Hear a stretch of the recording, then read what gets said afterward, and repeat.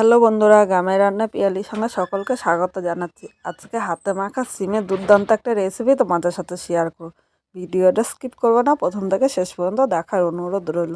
তাহলে কিভাবে করলাম চলো দেখে নেওয়া যাক। আজকে এই সিমগুলো আমাদের বাড়ির গাছের থেকে পেড়ে নিয়েছে, একদম টাটকা সিম।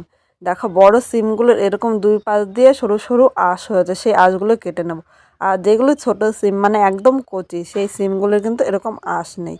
দেখো তোমাদের দেখে বুঝতে পারবে। আর একটা দেখাচ্ছে, এই দেখো এই সিমটার মধ্যে পোকা, এরকম উঁচু করলে কিন্তু একদম মানে এই পাশ থেকে ওই পাশে দেখা যায়। আর এই পোকাটা কিন্তু একদম উপর দিয়ে পুরো ভেসে উঠেছে। তাই এই সিমটা আমি হাফ করে নেব। আর গাছে যেহেতু আমরা কীটনাশক কোনো ওষুধ ব্যবহার করি না, তাই সিমের মধ্যে কিন্তু একটু পোকা হয়েছে। সিমগুলো ভালো করে বেছে নিতে হবে। সব সিমগুলো আমি এইভাবে পরিষ্কার করে নিয়েছি।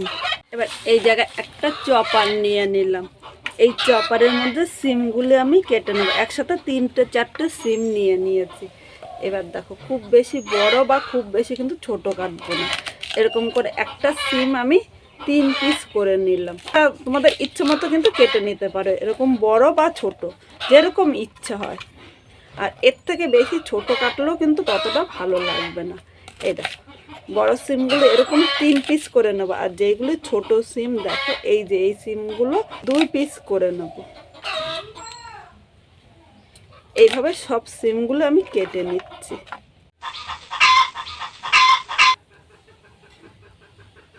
বন্ধুরা এখানে সব সিমগুলো কাটা হয়ে গিয়েছে। এবার সিমগুলো একটা থালার মধ্যে নিয়ে নিলাম। পরিষ্কার জল দিয়ে সিমটা আমি ধুয়ে নিয়ে আসবো। বন্ধুরা এখানে সিমটা ধুয়ে নিয়েছি আর আলুটা এরকম ডুমো ডুমো করে ছোট করে কেটে নিয়েছি। এই ভিডিওটা স্কিপ হয়ে গিয়েছে। একসাথে সিম ও আলুটা কিন্তু কেটে নিয়েছি। এবার এটা এক সাইডে রেখে মশলাটা রেডি করে নেব। এবার এখানে আমি 1 চামচ কালো সর্ষে নিয়েছি, যেমন সাদা সর্ষে নিয়েছি। ইচ্ছে করলে তোমরা যে কোনো একটা সর্ষে নিয়ে নিতে পারো, বা এরকম দুটো সর্ষে মিশিয়েও করতে পারো। হাফ চামচ পোস্ত নিয়েছি, যেহেতু পোস্তটার প্রচণ্ড দাম তাই আমি এখানে অল্প নিয়েছি। ইচ্ছে করলে তোমরা পুরো সর্ষেটার বদলে পোস্ত দিয়েও করতে পারো, কিন্তু পোস্তটা অল্প দিয়ে এরকম 2 রকম সর্ষে দিয়েও কিন্তু একসাথে রান্নাটা করতে পারো। এবার অনেকে বলে সর্ষে বাটলে তেতো লাগে, এর মধ্যে সামান্য একটু হলুদ নিলাম, এর সাথে একটু লবণ নিলাম। এই লবণ ও হলুদ দিয়ে সর্ষেটা বাটলে কিন্তু একদম তেতো লাগবে না। এখন এখানে যে সর্ষে পোস্তগুলো নিয়েছে আমি পাটার মধ্যে নিয়ে নিলাম। সামান্য একটু জল দিয়ে সর্ষে পোস্তটা বেটে নেব। তাই বাচ্চা ইচ্ছে করলে তোমরা কিন্তু মিক্সচারও বেটে নিতে পারো, যেহেতু অল্প মশলা তাই আমি পাটায় বেটে নিচ্ছি। বন্ধুরা এখানে সর্ষেটা একদম মিহি করে বেটে নিয়েছি। এই দেখো তোমাদের একবার দেখিয়ে দিচ্ছি, পাটায় কিন্তু একদম মিহি করে বাটা হয়েছে। এই বাটাটা একটা পাত্রের মধ্যে আমি তুলে নিলাম। এবার এখানে দেখো 1 মুঠ ধনেপাতা নিয়েছি আর এর সাথে 2টো কাঁচা লঙ্কা নিয়েছি। তোমরা ঝাল যেরকম খাবে সেই হিসাবেই নেবে। এবার ধনেপাতা ও লঙ্কাটা বেটে নেবে। তোমরা ভাবছো যে সর্ষের সাথে একসাথে কিন্তু বাটতে গেলে অসুবিধা হয়, তাই আমি এইভাবে আলাদা আলাদা করে বেটে নিলাম। এখানে ধনেপাতা ও লঙ্কাটা বাটা হয়ে গিয়েছে। এবার এটাও তুলে আমি একটা পাত্রের মধ্যে নিয়ে নিলাম। এদিকে আলুগুলো নিয়ে এক সাইডে রেখে দিলাম।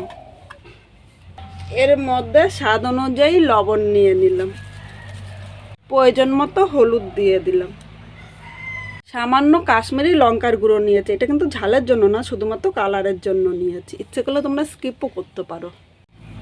এবার এখানে যে সর্ষে পোস্তটা মেখে রেখেছিলাম নিয়ে নিলাম, এর সাথে লঙ্কা ও ধনেপাতা বাটাটাও নিয়ে নিলাম। এর মধ্যে 2 চামচ সর্ষের তেল নিলাম, খুব বেশি কিন্তু তেল এখানে লাগবে না। সব কিছু একসাথে ভালো করে মাখিয়ে নেব। হাতে মাখা সিমের এই রান্নাটা কিন্তু খেতে দুর্দান্ত লাগবে। অনেকে তো অনেক রকমভাবে সিম রান্না করে দেখেছেন, এইভাবে রান্না করবেন গরম ভাতের সাথে, এই একটা রান্না দিয়ে কিন্তু পুরো খাওয়া হয়ে যাবে। এটা খেতে এতটাই টেস্টি হয়। সব কিছুর সাথে সিমটা ভালো করে মেখে নিয়েছি। এবার এইভাবে সিমটা 5 মিনিট রেখে দেবো।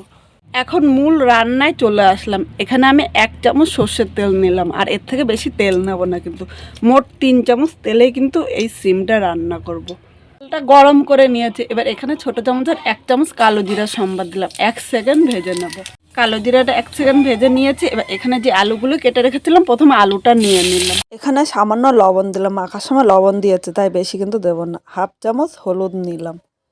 এখন হলুদ ও লবণটা এর সাথে নেড়ে চেড়ে মিশিয়ে মিডিয়াম টু লো আগুনে আলুটা 3 থেকে 4 মিনিট হালকা লাল করে ভেজে নেব। এখানে দেখো সব কিছু নেড়ে চেড়ে মিশিয়ে নিয়েছি। এবার ঢাকা দিয়ে দিলাম। এইভাবে ঢাকা দিয়ে 3 মিনিট রান্না করে নেব। 3 মিনিট পর আবার ফিরে আসলাম, আলুটা এবার একটু নেড়ে চেড়ে নেব। এইভাবে নেড়ে চেড়ে আর 1 মিনিট ভেজে নেব। দেখো মোট 4 মিনিট আলুটা কিন্তু হালকা লাল করে ভেজে নিতে হবে। এখানে আলুটা 4 মিনিট ভাজা হয়ে গিয়েছে। এদিকে যে সিমটা আমি আগে থেকে মেখে রেডি করে রেখেছিলাম, এই সিমটা আমি নিয়ে নিলাম। এখন সিম ও আলু নেড়ে চেড়ে মিশিয়ে নেব। মিডিয়াম আগুনে কিন্তু রান্নাটা করতে হবে, আর এখানে কিন্তু খুব বেশি জল দেবো না। এইভাবে আমি 2 থেকে 3 মিনিট রান্না করে নেব। এখন কিন্তু আমি ঢাকা দেব না। 3 মিনিট রান্না করে নিয়েছি। এখানে সিমটা দেখো অল্প ভাজা হয়ে গিয়েছে। এবার যে থালার মধ্যে আমি সিমটা মেখে রেখেছিলাম, থালাটা ধুয়ে সামান্য একটু জল দিলাম, খুব বেশি জল দেবো না। দেখো এইটুকু জলেই কিন্তু রান্নাটা আমি করব। এই সিমে বেশি ঝোল রাখবো না, আর ঝোল ঝোল হলে কিন্তু ততটা খেতে ভালো লাগে না, তাই আমি অল্প জল দিয়েছি। এবার এর সাথে সব কিছু নেড়ে চেড়ে মিশিয়ে নিলাম। এখন ঢাকা দিয়ে 2 থেকে 3 মিনিট মিডিয়াম আগুনে এইভাবে রান্না করে নেব। 3 মিনিট পর ঢাকনিটা তুলে নিলাম। এখানে সিমটা কিন্তু হাফ সেদ্ধ হয়ে গিয়েছে। এবার একবার নেড়ে চেড়ে নেব, তাহলে উপর ও নিচের সিমগুলো কিন্তু সমানভাবে সেদ্ধ হবে। এইভাবে একবার নেড়ে চেড়ে নিয়েছি, আবার ঢাকা দিয়ে আমি আরও 2 মিনিট রান্না করে নেব।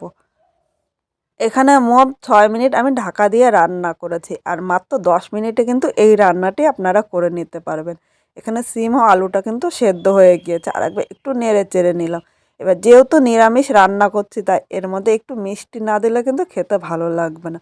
এর জন্য এখানে বড় চামচের আমি হাফ চামচ চিনি নিয়েছি। খুব বেশি মিষ্টি দিলেও কিন্তু আবার ভালো লাগবে না। যারা মিষ্টি পছন্দ করে না, সামান্য হলেও কিন্তু মিষ্টি দেবেন। মিষ্টি ছাড়া কিন্তু এটা খেতে একদম ভালো লাগবে না।